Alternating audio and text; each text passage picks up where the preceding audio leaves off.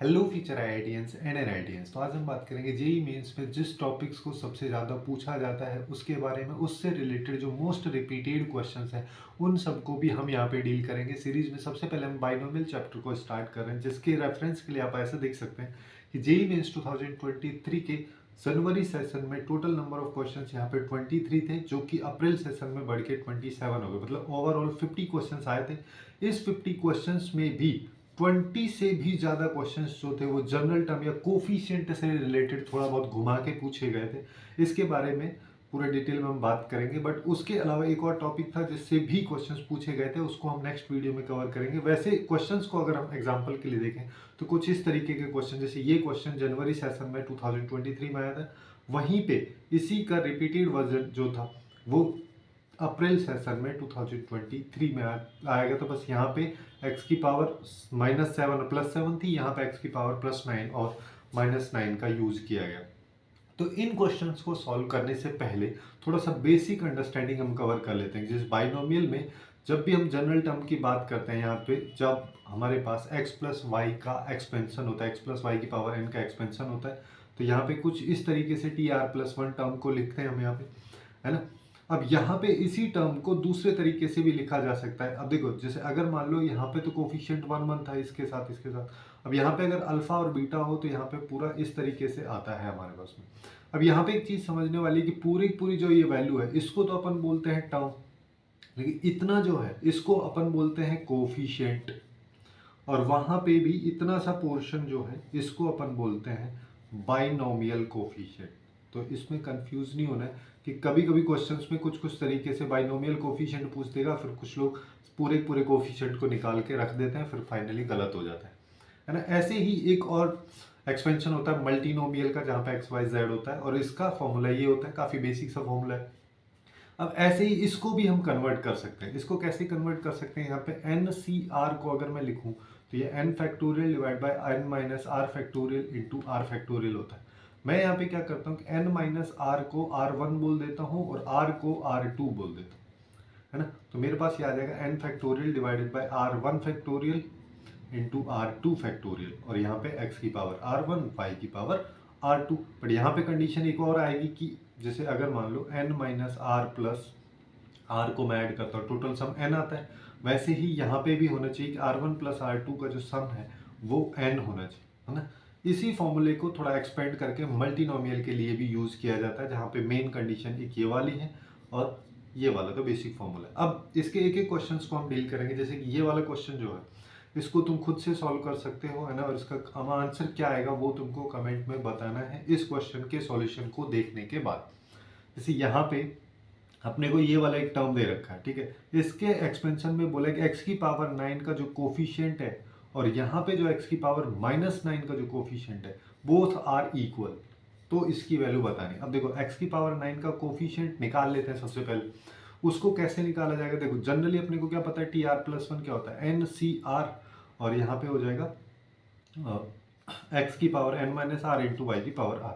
अब इसके रेस्पेक्ट में अगर मान लो मैं लिखता हूँ तो मेरे पास में यहाँ पे क्या आएगा, ये आ जाएगा 11CR, x की पावर में यहाँ पे आ जाएगा अल्फा, अल्फा की पावर में 11 माइनस आर, और 1/बीटा की पावर में r आ जाएगा, यहीं पे x की पावर 3 ये है, ये 11 माइनस आर, और 1/x इसकी पावर में r। अब मेरे को क्या चाहिए, x की पावर 9, तो इसको x की पावर 9 बना देते हैं। तो इसको देखो यहाँ पे देखो, x की power 33 minus 3r minus r, इसको सिंप्लीफाई करेंगे तो इसको x की पावर -1 लिख सकते हैं, और पूरे की पावर r है तो ये -r हो जाएगा। अब यहाँ पे क्वेश्चन में क्या बोल रहे हैं कि ये जो वैल्यू है ये 9 के इक्वल है, तो इसको 9 के इक्वल कर दो, यानी कि 33 माइनस 4r इक्वल टू 9। तो यहाँ से आया 4r इक्वल टू, हमारे पास में आ जाएगा 24, r की वैल्यू आ गई 6। तो अब अगर मान लो मैं कोफिशिएंट ऑफ x की पावर 9 का निकालना चाहता हूँ तो वो क्या आ जाएगा, वो आएगा मेरे पास में 11c6 अल्फा की पावर, यहाँ पे अपने पास में आ जाएगा 5, और 1/बीटा की पावर 6। ये अपने पास में इसकी वैल्यू आएगी। सेम पैटर्न से x की पावर -9 का भी निकालना है, x की पावर -9 का निकालेंगे तो यहाँ पे भी अपने पास में क्या आएगा, 11CR तो आएगा, अल्फा की पावर वापस से यही आएगी, -1/बीटा की जगह -1/बीटा हमारे पास में यहाँ पे आ जाएगा, और इसकी पावर r आ जाएगी, और बाकी सब तो यहाँ पे x की बात अगर मैं करूँ तो मेरे पास आएगा 11 माइनस आर इंटू एक्स की पावर -3 और पूरे की पावर r। अब यहाँ पे देखो, यहाँ पे क्या बन रहा है, x की power 11 minus r minus 3r। Question में क्या बोल रहे हैं कि ये जो पावर है ये कितनी होनी चाहिए, ये होनी चाहिए -9। तो दोनों को इक्वेट कर दो, 11 माइनस 4r इक्वल टू -9, तो 4r इक्वल टू 20, तो r की वैल्यू आई 5। अब इसका कोफिशिएंट निकाल लो, x की पावर 9 के कोफिशिएंट की हम यहाँ पे अगर बात करें तो हमारे पास में क्या निकल के आएगा, इसको डायरेक्ट यहाँ पे लिख देता हूँ। ये हो जाएगा 11c, r की वैल्यू 5 है, अल्फा की वैल्यू यहाँ पे अल्फा की पावर 6 हो जाएगी और -1 अपॉन बीटा की पावर 5 हो जाएगी। ये अब क्वेश्चन में क्या बोला कि दोनों चीज़ इक्वल है, तो इन दोनों को इक्वल कर देते हैं। अब पिछला वाला था यहाँ पे अल्फा की पावर 5 और 1 अपॉन बीटा की पावर 6 हो रहा था, ये इक्वल है इसके अल्फा की पावर 6 और -1 अपॉन बीटा की पावर 5 की। अब देखो एक चीज़ हमको यहाँ पे याद होना चाहिए, क्या कि NCR और NCn-r बोथ आर इक्वल, जिसका मतलब यहाँ पे ये वैल्यू और ये वैल्यू दोनों इक्वल होंगी और एक दूसरे को कैंसिल कर देंगी। यहाँ पे अल्फा की पावर 5 से ये कट जाएगा तो अल्फा बचेगा, और यहाँ पे इससे ये कटा तो यहाँ पे बीटा बचा। तो मेरे पास आ रहा है minus alpha equal to 1 upon beta. यहाँ से मैं बोल सकता हूँ alpha into beta equal to -1। Since यहाँ पे होल स्क्वायर पूछा है तो इसका फाइनल आंसर हो जाएगा 1। कुछ इस तरीके से काफ़ी सिंपल अप्रोच से क्वेश्चंस को सॉल्व कर सकते हैं, है ना। और इसका आंसर तुमको बताना है कि कौन सा होगा। अब नेक्स्ट क्वेश्चन की तरफ चलते हैं। कुछ क्वेश्चंस इस तरीके से भी पूछे गए थे कि यहाँ पे कोफिशिएंट जो है, कुछ टर्म्स के कोफिशिएंट्स का सम दे रखा है और फिर उसके बेसिस पे बात की जा रही है किसी एक पर्टिकुलर एक्सपेंशन में। जैसे हमारे पास ये वाला है, इसका एक्सपेंशन है, इसके फर्स्ट 3 टर्म्स का सम 376 दे रखा है, 376। फर्स्ट टर्म क्या आती है, फर्स्ट टर्म आती है, अगर इसको NC आर के एस्पेक्ट में लिखा जाए, NC नोट आएगा, x की पावर यहाँ पे n-0 हो जाएगी और y की पावर 0, इस तरीके से चलता है। तो NC0 ये आएगा और दूसरे वाला ये यानी कि ये y है और इसको हम x की तरह ट्रीट कर रहे हैं, है ना। तो अपने पास यहाँ पे क्या आएगा, यहाँ पे आएगा NC0 और इसके अलावा यहाँ पे y जो है 3/x² -3/x², इसकी जगह इसकी पावर तो 0 होगी, किसी भी वेरिएबल की पावर या कांस्टेंट की पावर 0 कर दोगे, अब फाइनल आउटपुट 1 आएगा, इसके साथ 1 आएगा यहाँ पे, है ना। अब दूसरे वाले की बात करते हैं। दूसरे वाले में यहाँ पे आएगा NC1, x के साथ में यहाँ पे पावर 1 हो जाएगी, उसका तो कोफिशिएंट 1 ही है, और यहाँ पे आ जाएगा -3, क्योंकि इसकी पावर जो है y की वो 1 रहेगी, तो -3 अपने को यहाँ से मिलेगा। ऐसे ही सिमिलरली यहाँ पे NC2 आ जाएगा, यहाँ पे 1 आएगा और यहाँ पे अपने पास में हो जाएगा 3 का स्क्वायर, ठीक है, पावर 2 हो जाएगी तो 3 का स्क्वायर हो जाएगा। अब देखो 376 इक्वल टू NC0 की वैल्यू 1 होती है, NC1 की वैल्यू n हो जाएगी, इसके साथ -3, इसको डायरेक्ट लिख देते हैं, चलो, है ना। तो मेरे पास में यहाँ पे आ जाएगा -3n प्लस यहाँ पे आएगा 9 इंटू NC2 की वैल्यू भी डायरेक्ट लिख देते हैं, 2 फैक्टोरियल लिख दो या 2 लिख दो, बात एक ही है ना, इसको 2 लिख देते हैं। देखो अगर किसी को कंफ्यूजन है तो यहाँ पे देख लेते हैं कि NC2 एक्चुअली में क्या होगा, n factorial divide bye n-2 factorial into 2 factorial. अब n को मैं क्या लिख सकता हूँ, इसी को आगे चल के हम लिख सकते हैं n into n-1 into n-2 factorial divide bye n-2 factorial into 2 factorial. इस वैल्यू से कैंसिल हो जाएगा, केवल यही बचता है। अब इसको सिंप्लीफाई कर लेते हैं, तो यहाँ पे आया 375, कैसे इस 1 को इधर लेंगे, तो यहाँ पे अपने पास में क्या आ रहा है, इसको सिंप्लीफाई करेंगे तो ये आएगा 9n² -9n -6n divide by 2, यहाँ पे आ जाएगा 9n² माइनस यहाँ पे अपने पास में 15n हो गया, और इसको इधर मल्टीप्लाई कर देंगे 2 को, तो ये हो जाएगा 750।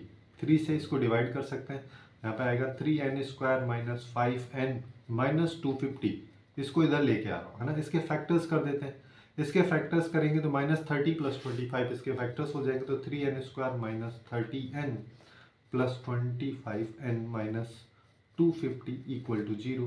तो यहाँ पे अपने पास 3n अगर मैं कॉमन लिया तो यहाँ पे आएगा n-10 plus 25 n-10 equal to 0। यहाँ पे एक आ रहा है n-10, दूसरा है 3n प्लस 25 इक्वल टू 0। यहाँ से मैं बोल सकता हूँ कि मेरे पास n की वैल्यू आ रही है 10। क्यों? क्योंकि क्वेश्चन में क्या बोला है, n जो है एक नेचुरल नंबर है, तो केवल यही वैल्यू पॉसिबल हो सकती है। अब n की वैल्यू जब मेरे पास में 10 आ गई तो मेरे को क्या निकालना है, x की पावर 4 का कोफिशिएंट। उसको निकालने के लिए अपन यहाँ पे क्या करेंगे, n की वैल्यू अपने पास में आ गई तो यहाँ पे आ जाएगा 10 CR, और x की पावर अपने पास में आ जाएगी 10 - R इंटू -3/x² की पावर R। अब यहाँ पे देख लो, यहाँ पे अगर देखें तो अपने पास x की पावर क्या बने, 10 - R -2R। ठीक है, तो अब क्वेश्चन में क्या बोला है कि ये जो है ये x की पावर 4 होना चाहिए। अब इसको x की पावर 4 होने के लिए मैं क्या करता हूँ, 10 - 3R को इक्वल टू 4 कर दो, 3R इक्वल टू अपने पास में 6 आ गया, तो R की वैल्यू आ गई 2। इसके बेसिस पे इसका कोफिशिएंट बताना है। इसका कोफिशिएंट कितना है, इसका कोफिशिएंट केवल अपने पास में है 10 CR की वैल्यू 2 रख दो, इसमें तो कुछ कोफिशिएंट है ही नहीं, यहाँ पे -2 है, -3 इसका स्क्वायर, तो इसको सिंप्लीफाई करना, बस यही इसका आंसर है। तो यहाँ पे क्या आ जाएगा, 9 × 10 factorial divide by 2 factorial into 8 factorial. इसको क्या कर सकते हैं, 9 × 10 × 9 × 8 फैक्टोरियल डिवाइड बाई 2 × 8 फैक्टोरियल। इससे ये गया, इससे ये गया, है ना। तो अपने पास में क्या आ रहा है यहाँ पे 81 × 5, तो यहाँ पे आ जाएगा 5 और 405 इसका करेक्ट आंसर अपने पास में निकल के आ जाएगा। इस तरीके से इस टाइप के क्वेश्चंस को भी हम काफ़ी आसानी से अप्रोच कर सकते हैं। अब वहीं पे कुछ और तरीके के क्वेश्चन, इस तरीके के भी क्वेश्चंस पूछेगा। अभी तक तो अपने को बाइनोमियल यहाँ पे दिख रहा था, मल्टीनोमियल का यूज़ किया है। अब देखो इस मल्टीनोमियल वाले टाइप के क्वेश्चन में हम क्या कर सकते हैं, यहाँ पे x की पावर 7 का कोफिशिएंट पूछा है, जिसके लिए अपने को क्या पता है कि यहाँ पे देखो n फैक्टोरियल यानी कि 10 factorial divide by R1 factorial, R2 factorial, R3 factorial आ गया, और इसके साथ में क्या आएगा, 1 की पावर R1 हो जाएगा माइनस x की पावर R2, 2R³ की पावर R3। यार इसको थोड़ा सिस्टमेटिक लिख देते हैं, ये R1 फैक्टोरियल, यहाँ पे R2 फैक्टोरियल, R3 फैक्टोरियल आ गए। 1 की पावर कुछ भी हो इसका कोई मतलब नहीं, इसको नेग्लेक्ट कर सकते हैं यहाँ पे, -1 को लेकिन अलग से लिख दो, ये आ जाएगा x की पावर R2 के साथ में यहाँ पे, और इसमें 2 की पावर R3 को लिख दे रहा हूँ, और R की पावर यहाँ पे 3R3 आ जाएगा। ठीक, अब यहाँ पे देखो इसमें अगर मैं देखता हूँ तो मेरे को यहाँ पे क्या दिख रहा है, x की पावर R2 + 3R3 ये दिख रहा है। क्वेश्चन के अकॉर्डिंग ये x की पावर 7 होना चाहिए, जिसका मतलब R2 + 3R3 की वैल्यू को 7 होना चाहिए। और एक कंडीशन अपने को यहाँ पे पता है, ये क्या है कि R1 + R2 + R3 = n होता है, जिसका मतलब R1 + R2 + R3 = 10 होना चाहिए। इन दोनों कंडीशंस के बेसिस पे ही अब मेरे को कॉम्बिनेशंस बनाने हैं। ठीक है, क्योंकि यहाँ पे ऐसा भी हो सकता है एक से ज़्यादा बार ऐसा सिनेरियो आए, ऐसा सीन बने कि यहाँ पे x की पावर 7 इसके एक्सपेंशन में आ रही हो, तो उन सबको अपने को काउंट करना है। जैसे R1 को यहाँ पे ले लेते हैं, R2 को यहाँ पे ले लेते हैं, R3 को ले लेते हैं, है ना। तो सबसे पहला केस यहाँ पे क्या ले सकते हैं, जैसे अगर मान लो मैं R1 को 3 ले लेता हूँ, R2 को 7 ले लेता हूँ, तो 10 तो हो गया। अब ऊपर वाले में R3 को 0 लेना पड़ेगा, चलो ठीक है। पहले वाले में इसको 4 ले लेता हूँ, है ना। अब मेरे पास में कितना बच रहा है, यहाँ पे इसको सॉरी उसको 5 ले लिया, इसको 4 ले लेता है, और यहाँ पे फिर R3 को 1 लेना पड़ेगा। ठीक है, तभी जाके इन दोनों का सम भी 7 हो जाएगा, और ये भी कंडीशन सेटिस्फाई कर रहा है।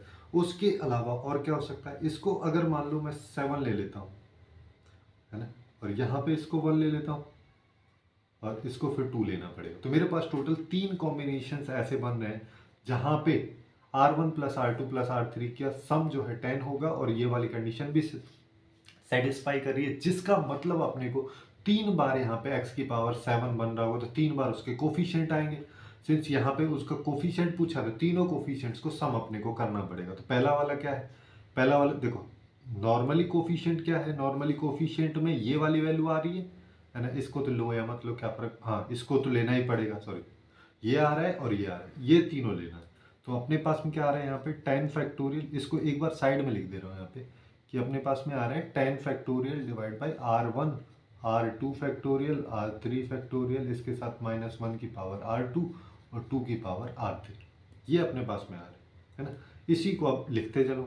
पहला कॉम्बिनेशन क्या है, 370 R, है ना, 370 यानी कि 10 factorial divide by 3 factorial 7 factorial 0 factorial -1 की पावर यहाँ पे R2 यानी कि 7 हो गया, और 2 की पावर R3 यानी 0 हो गया, प्लस अगला है 10, यहाँ पे 370 के बाद 541, यहाँ पे आएगा 5 फैक्टोरियल, 4 फैक्टोरियल, 1 फैक्टोरियल, -1 की पावर 4 और 2 की पावर 1, प्लस थर्ड क्या आ जाएगा 10 फैक्टोरियल डिवाइडेड बाई अपने पास में है 7 1 2, 7 फैक्टोरियल, 1 फैक्टोरियल, 2 फैक्टोरियल और -1 की पावर 1, 2 की पावर 2। ये अब इसको मेरे को सिंप्लीफाई करना है। जब हम इसको सिंप्लीफाई करेंगे तो फाइनल आउटपुट जो इसका आएगा वो आएगा 960। आप लोग करके देख सकते हैं, जिससे कि इसका करेक्ट आंसर भी अपने पास 960 हो जाएगा। एक और वैरायटी थी, है ना, जहाँ पे कांस्टेंट टर्म के बारे में पूछा गया था किसी भी एक एक्सपेंशन में। नॉर्मली वहाँ पे कई सारे क्वेश्चंस जो थे 2023 में बाइनोमियल से रिलेटेड भी थे, और कुछ क्वेश्चंस में यहाँ पे एक्सपेंशन दिया गया था मल्टीनोमियल का और कांस्टेंट टर्म के बारे में पूछा था। अब यहाँ पे चाहे तो इसको ऐसे लिख दे कांस्टेंट टर्म क्या होगी, या फिर ऐसे लिख दे कि कोफिशिएंट ऑफ कांस्टेंट टर्म क्या होगा। बात दोनों में सिमिलर ही है। तो अपने को क्या करना है, कांस्टेंट टर्म निकालने के लिए सबसे पहले वही n फैक्टोरियल यानी कि 5 factorial divide bye r1 factorial हो गया, r2 फैक्टोरियल, r3 फैक्टोरियल, यहाँ पे 2x की पावर r1, 1 अपॉन x की पावर 7 की पावर r2, यहाँ पे 3x स्क्वायर की पावर r3। अब देखो यहाँ पे अगर मैं x की बात करूँ, कोफिशिएंट या कांस्टेंट टर्म अपने पास क्या आ रही है 5 factorial divide bye r1 factorial, r2 factorial, r3 factorial और 2 की पावर r1, और इसमें तो कोई है ही नहीं, यहाँ पे 3 की पावर हो जाएगी r3। ये अपने पास में एक कांस्टेंट टर्म के रूप में आ रही है। और x की पावर क्या बच रही है r1 minus 7r2 plus 2r3। अब क्या बोला, एक कांस्टेंट टर्म होना चाहिए जिसका मतलब x की पावर 0 होनी चाहिए। अब ये पूरी की पूरी टर्म को इक्वल टू 0 कर दो, है ना। तो अपने पास यहाँ पे एक कंडीशन क्या आ रही है कि r1 minus 7r2 plus 2r3 equal to 0, मतलब कि r1 plus 2r3 equal to 0। ये अपने पास में निकल के आ रहे हैं। और एक कंडीशन अपने को पता है क्या कि r1 प्लस, अच्छा ये 0 नहीं आएगा, सॉरी, है ना, यहाँ पे आ जाएगा 7r2। और यहाँ पे दूसरी कंडीशन है r1 plus r2 plus r3 equal to n के बराबर होता है यानी कि 5। तो अपने पास दो कंडीशन है, एक कंडीशन ये वाली है, एक कंडीशन ये है। फिर से वही करना है मेरे को, कॉम्बिनेशंस बनाने हैं, है ना। तो यहाँ पे क्या क्या पॉसिबिलिटीज हो सकती हैं, जैसे कि सबसे पहली पॉसिबिलिटी अगर मैं r2 की वैल्यू को 1 ले लेता हूँ, है ना, ये r2, ये r1, ये r3, ऐसे कर देता हूँ। चलो r2 की वैल्यू को अगर मैं 1 ले ली तो राइट साइड में मेरे पास क्या बन रहा है, यहाँ पे 7 बन रहा है। अब यहाँ पे मेरे को 7 कैसे बनाना है, अगर मैं यहाँ 3 ले लूँ, ये लो 5 हो गया। केवल यही कॉम्बिनेशन बनेगा और कोई पॉसिबिलिटी भी नहीं आ रही है यहाँ पे, ठीक है। 1 1 3 का सिचुएशन अपने पास में बन रहा है। तो इसके बेसिस पे अब मैं यहाँ पे तो चाहे तो बोल दो इसको कांस्टेंट टर्म बोल दो या कोफिशिएंट बोल दो, जो तुम्हें बोलना है वो बोल दो, और इसका सीधा सीधा आंसर निकाल लेंगे अपन। क्या आएगा, ऊपर आया 5 फैक्टोरियल, नीचे 1 फैक्टोरियल, 1 फैक्टोरियल, 3 फैक्टोरियल, और यहाँ पे क्या आ जाएगा 2 की पावर r1, 2 की पावर r1 यानी कि 1, और यहाँ पे क्या है 3 की पावर r3, 3 की पावर r3 यानी कि 3। इसको सॉल्व कर लो तो ये क्या आएगा 5 4 इंटू 3 फैक्टोरियल लिख दो इसको, नीचे 3 फैक्टोरियल है और यहाँ पे 2 आ जाएगा और यहाँ पे 27, इससे गया ये, है ना। तो इसको कर देते हैं अपन, ये हो गया 20 इंटू, इसको देखो 20 इंटू 54, 54 को 2 से मल्टीप्लाई कर दो 108 आता है, और फाइनली जो है वो यही वाला इसका आंसर आ जाएगा। तो करेक्ट आंसर इसका 1080 होगा, है ना। तो कुछ यही क्वेश्चन थे बाइनोमियल से रिलेटेड, जिसमें कि यहाँ पे जनरल टर्म के रिगार्डिंग या कोफिशिएंट के रिगार्डिंग क्वेश्चन जेईई मेंस 2023 में पूछे गए थे। और ऐसे ही क्वेश्चंस के आने की पॉसिबिलिटी बाइनोमियल से थोड़ी काफ़ी ज़्यादा है। और इसके अलावा एक और टॉपिक है जिसको कि हम नेक्स्ट वीडियो में कवर करेंगे, उसका लिंक आप लोगों को नीचे डिस्क्रिप्शन में भी मिल जाएगा और राइट साइड में भी वो वाली वीडियो आ रही होगी, आप लोग वहाँ से जाके उसको चेकआउट कर सकते हैं।